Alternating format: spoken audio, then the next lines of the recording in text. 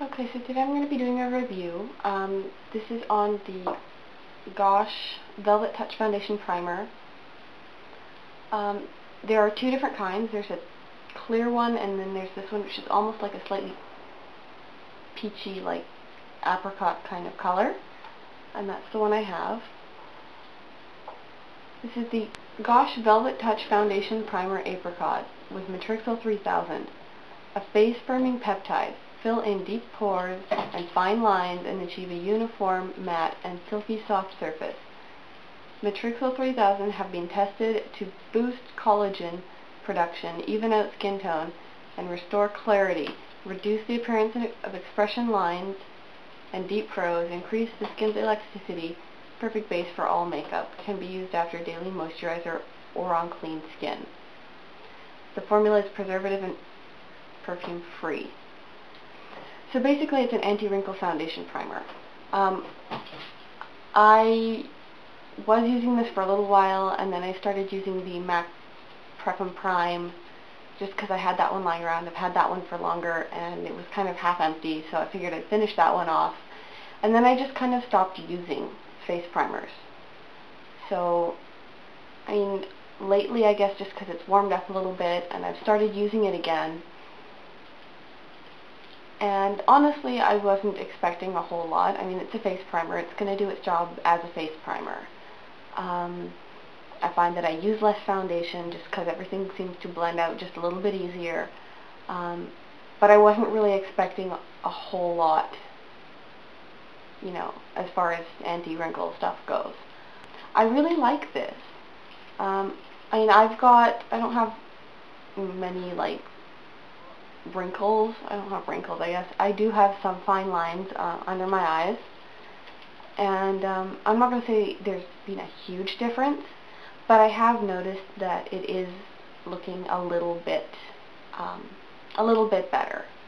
You know, it's a little bit smoother. I find that my makeup tends to crease less because I don't generally use a concealer. I find it's too much. I pack everything up in my makeup bag, and half the time I'm doing my makeup on the bus on my way to work. So it's just one less thing to deal with. But for the same reason, I have noticed that my makeup will crease just a little bit right where these lines are.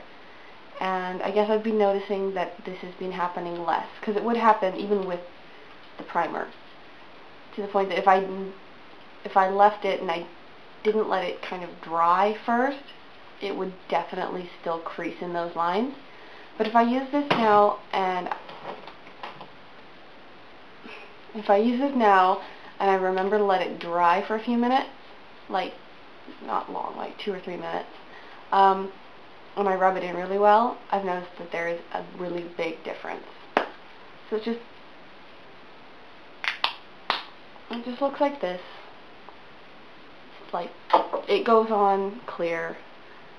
Yeah, it's got a nice, it's definitely got the, like, mattifying, you know, really, really smooth, really nice texture. I like it just mostly because I find that I use a fair bit less foundation. Just because I find instead of, I guess, the foundation soaking right into the skin, it's got something to kind of help it spread out a little bit thinner and a little bit nicer. And it gives me pretty much the same coverage with close to half as much foundation, I'd like to say. I'm not really sure. I mean, I dump it straight out of the bottle. I don't have a pump or anything on my foundation, so I can't be exact. But I'd like to say it's close to half as much foundation and almost the same coverage. So I like this. I think it was like $16. I'm not really sure. I can't remember. I'll probably, if I can find the price, I'll put it in the sidebar.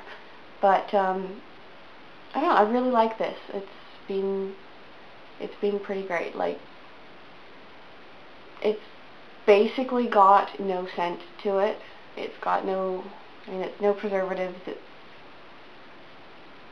It's got no preservatives. It's got no perfumes to it. So it's just kind of like very mild scent, and it gives me a really nice finish. So yeah, that's, I guess, my review on the Gosh Velvet Touch Foundation Primer. If you like more reviews on products, let me know. I'm happy to test things out. And that's it for now, I guess. Don't forget to rate, comment, and subscribe, and I will see you in another video. Bye.